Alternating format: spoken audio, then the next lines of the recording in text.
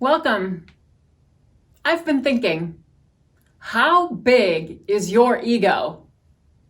Today, we will explore the pitfalls of the ego with the secondhand advice from the book, The Ego is the Enemy by Ryan Holiday. A few months ago, I would have told you that it wasn't big at all. Tiny, in fact. But after reading Ego is the Enemy by Ryan Holiday, I'm no longer so sure about that. There is nothing like reading a book and launching headfirst into an existential crisis. Today, we're going to talk about, you guessed it, egos. In Ego is the Enemy, Holiday talks about the ego as an unhealthy belief in your own importance, arrogance, self-centered ambition.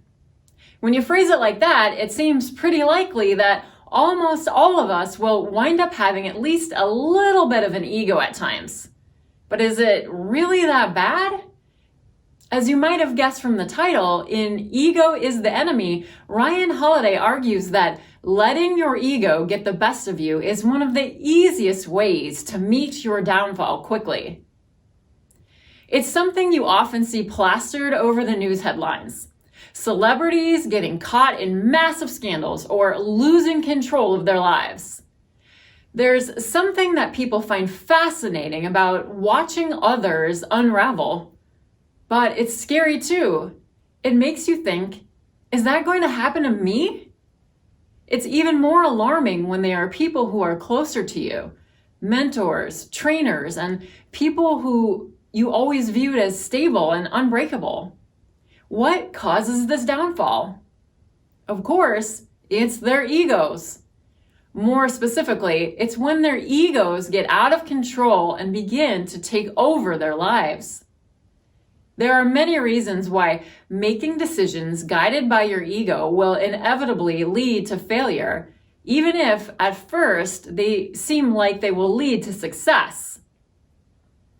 First, the ego loves many things that are bad for us, especially in large doses. The ego especially loves to be comfortable. Of course, we all love comfort, but if we are comfortable all the time, we miss out on so much of what life has to offer. How can you find your life's purpose if you spend your whole life living inside your comfort zone? If I asked you right now, what is your purpose? Would you have an answer for me? Some people would be able to list half a dozen things that make them do what they do. They would tell me that they want to help people, or that they want to prevent climate change, or that they want to become a concert pianist. Others would stutter and mumble and maybe eventually admit that they didn't have an answer. Too many people go through life without a purpose. They work an office job that they find boring and tedious. They spend time with friends who drain their energy, and they spend their spare time doing activities that teach them nothing. People who live the opposite kind of life to this, people who have a purpose and a passion, have done this by asking themselves questions that can be hard to answer. Why am I doing what I'm doing? What purpose does my life have? How can I give it more meaning? If you take the time to answer these questions, you will find that your life begins to change into one that is more fulfilling. Jackie Robinson was the first African American who played Major League Baseball. As you can imagine, this came with many challenges. He faced racism and threats from fans, coaches, and even the other baseball players. If he had responded with his ego instead of with his purpose, he would have taken the option that made him more comfortable, quitting baseball and stepping out of the public eye. But still, he kept going.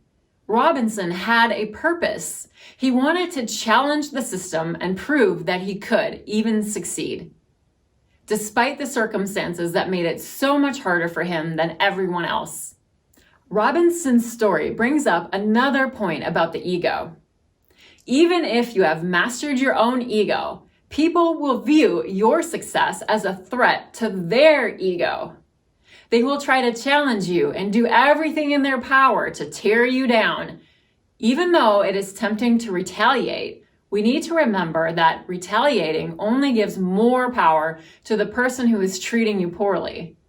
If you continue to persevere despite them, they will waste their time and energy attempting to sabotage you while you continue to succeed.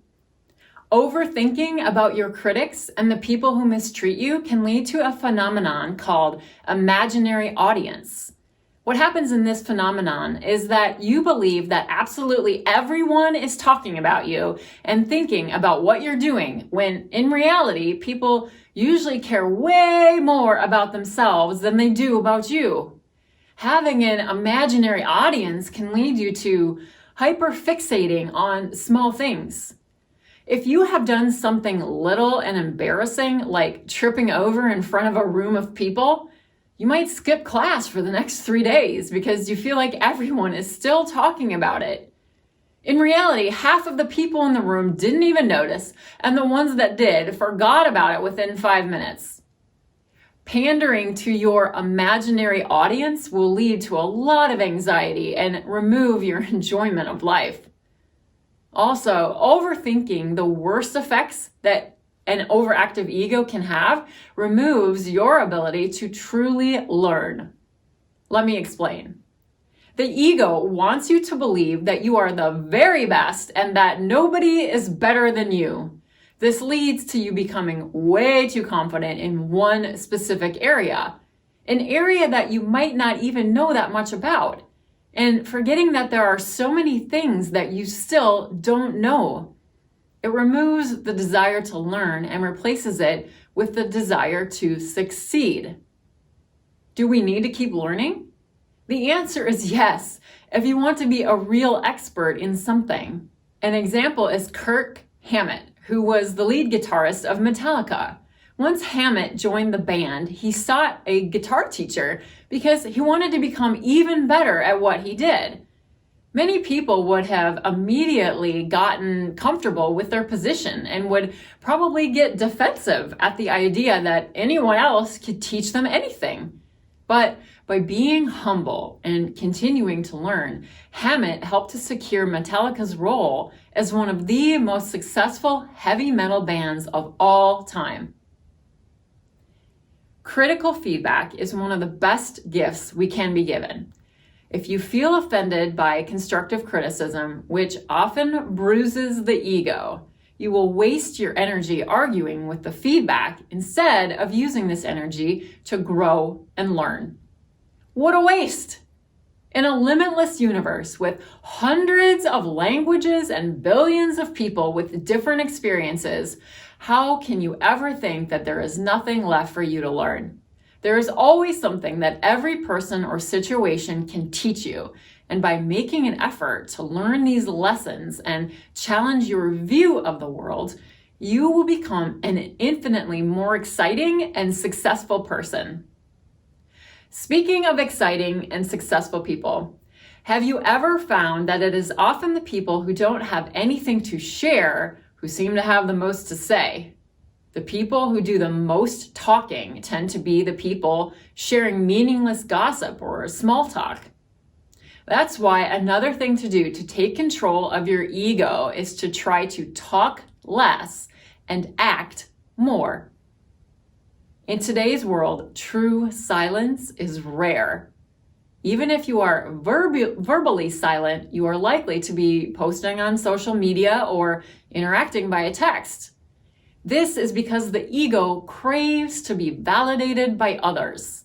It wants attention and recognition. But wasting all this time on talking reduces the time that we spend on purposeful actions. We all love talking about our goals and the things that we are trying to achieve, but the reality is that spending all that time talking about it makes it less likely that you will achieve it. You will find that if you do a bit less talking and a bit more working, you will have more energy to put into good quality, productive work. Once you have successfully reached your goals, you won't have to tell anyone about your goals or post it on social media because everyone will be able to see what you've achieved without telling them. Your ego wants to distract you, waste your time and energy, and ensure that you are never the most exciting or successful person in the room. Do you want to live the life that your ego wants you to live? Most of us will agree that we want the exact opposite of those things. We all need to learn how to control our egos because they already know how to control us. It may be a gradual process full of trial and error, but living a life with purpose and confidence is worth all of the difficulty that may come along the way. Say no to the ego. It is your enemy. How big is your ego? What ideas of yourself have you had to let go of? Comment below with your best advice. Please be sure to like and subscribe as well. And thank you for watching. We've talked about how the ego is the enemy, but how about some enemies of the ego? Like many of us, I've felt my ego gets bruised and battered way too many times. With that in mind, here is a list of the 5 things that I think even the ego is powerless against. Number 1, waving back to someone in public and then realizing that they were waving to someone behind you. Number 2, realizing that someone has gotten your name wrong, but being too awkward to correct them.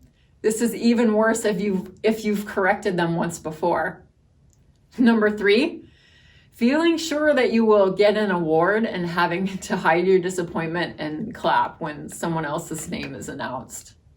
Number 4, thinking that you have muted your microphone during a Zoom call, but realizing too late that it was on the whole time. At a point, if someone had to text you or private message you to let you know that everyone heard what you said. And number 5, choking at dinner and weakly insisting through teary eyes that you are fine, really, while you can't quite manage to stop coughing, especially if anyone sympathetically pats you on the back or if the waiter asks if you're all right.